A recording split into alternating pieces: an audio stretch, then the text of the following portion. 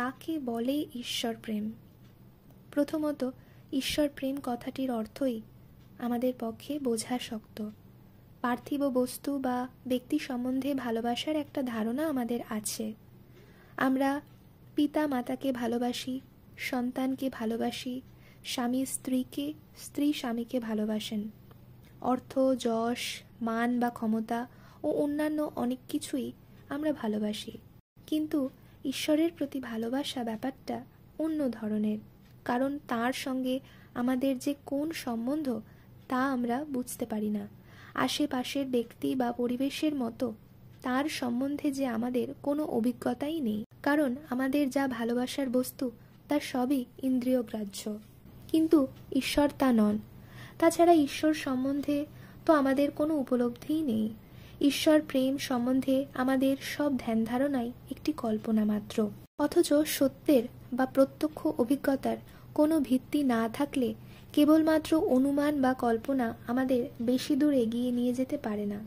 সেই জন্যই ঈশ্বর প্রেম সম্বন্ধে কোনো ধারণা করা আমাদের পক্ষে দুরূহ।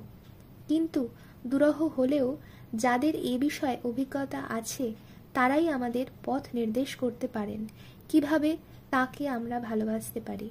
শ্রীরামকৃষ্ণ বলেছেন, ভগবানের সঙ্গে ভক্তের একটি বিশেষ ভাব সম্বন্ধ থাকা দরকার। ভক্ত একটি বিশেষ ভাব অবলম্বন করে অগ্রসর হবে। তাকে পিতা, মাতা বা সন্তান বা অন্য কোনো ভাবে দেখবে। এই ভাবের আরোপণ আমাদের সহায়ক হতে পারে। পার্থিব সব ভালোবাসার সম্বন্ধের মোড় ঘুরিয়ে দিতে হবে ভগবানের ওপর। তমেইব মাতা চ পিতা তমেইব, তমেইব বন্ধুশ্চ সখা তমেইব, তমেইব বিদ্যা দ্রবীবং তমেইব, তমেইব সর্বং মম দেব দেব। ঈশ্বরের সঙ্গে জীব এরকমই সম্বন্ধ স্থাপন করতে পারে, ভাবতে পারে যে এই পৃথিবীতে তিনিই আমার সর্বস্ব। প্রথম দিকে অবশ্যই এটা একটা অভ্যাস মাত্র, কল্পনা মাত্র, কিন্তু ধীরে ধীরে এই অনুভব যতই গাঢ় হবে, কল্পনাও বাস্তব সত্য হয়ে দাঁড়াবে। এইভাবেই ঈশ্বর প্রেমের ক্ষেত্র প্রস্তুত হয়। এই ঈশ্বর প্রেমের নামই ভক্তি, আর এই ভক্তির সাহায্যে ঈশ্বর উপলব্ধির ক্ষেত্রকেই বলা হয় ভক্তি যোগ। এই জগতে কোনো বৃহৎ জিনিসই অনায়াসলভ্য নয়, ভক্তির পথও তাই সহজসাধ্য নয়। এই জীবনে যিনি মহত্তম সম্পদ, সেই ঈশ্বরকে লাভ করা কি কখনো সহজ হতে পারে? শ্রীরামকৃষ্ণ তাই বারবার বলেছেন, ঈশ্বরের নামগুণ সর্বদা করতে হয়, আর সৎসঙ্গ, ঈশ্বরের ভক্ত বা সাধু এদের কাছে মাঝে মাঝে যেতে হয়। সংসারের ভিতর ও বিষয় কাজের ভিতর রাত দিন থাকলে ঈশ্বরে মন হয় না। মাঝে মাঝে নির্জনে গিয়ে তার চিন্তা করা বড় দরকার। প্রথম অবস্থায় মাঝে মাঝে নির্জন না হলে ঈশ্বরে মন রাখা বড়ই কঠিন। ভক্তিমার্গের প্রথম ধাপ এটাই। শাস্ত্রে যেসব আনুষ্ঠানিক পূজা প্রার্থনার কথা বলা হয়েছে তার নাম বৈধি ভক্তি। এই বৈধি ভক্তি বা ভক্তি মার্গের এই প্রাথমিক স্তরটিকে আমরা শিশুদের পুতুল খেলার সঙ্গে তুলনা করতে পারি। ছোট মেয়েরা যখন পুতুল খেলে তখন পুতুলগুলোকে তারা নিজেদের ছেলে মেয়ে বলেই ভাবে। তাদের নাওয়ায়, খাওয়ায়, সাজায়, ঘুম পাড়ায়, আর ভেঙে গেলে কাঁদতে থাকে। যতদিন না ভগবানের প্রত্যক্ষ অনুভব হয় ততদিন আমাদের এই বৈধি ভক্তি অনুসরণ করতে হবে।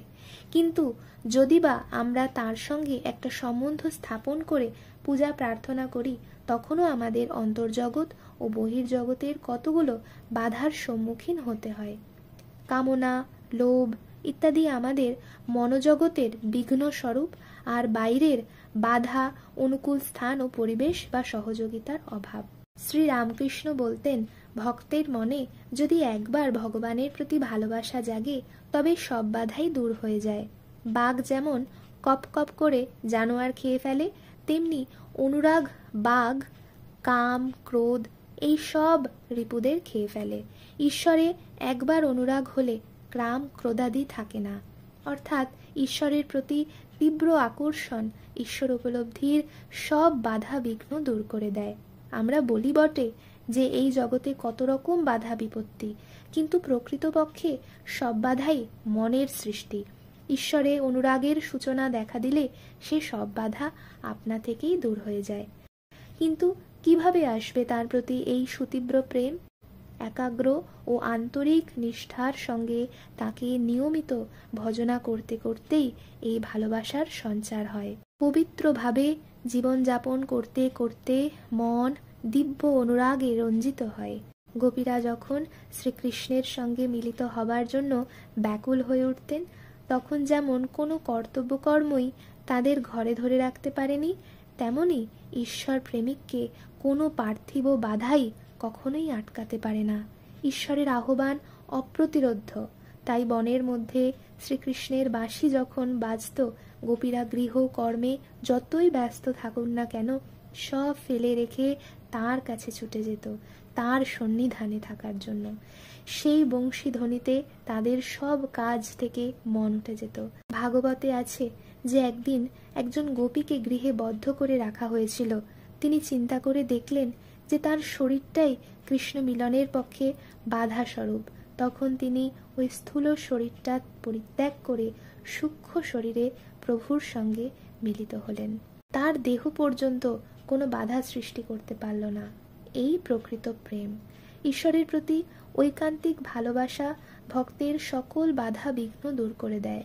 শ্রীম ঠাকুরকে প্রশ্ন করেছিলেন, স্ত্রী যদি ধর্মপথে বিঘ্ন হয় তবে কি কর্তব্য? ঠাকুর প্রথমে পরামর্শ দিলেন স্ত্রীকে ভালোভাবে বোঝানোর জন্য, কিন্তু তারপর যখন মাস্টারমশাই বললেন, স্ত্রী যদি বলে আমায় দেখছো না, আমি আত্মহত্যা করব, তাহলে কি হবে? ঠাকুর গম্ভীরভাবে উত্তর দিলেন, অমন স্ত্রী ত্যাগ করবে যে ঈশ্বরের পথে বিঘ্ন করে।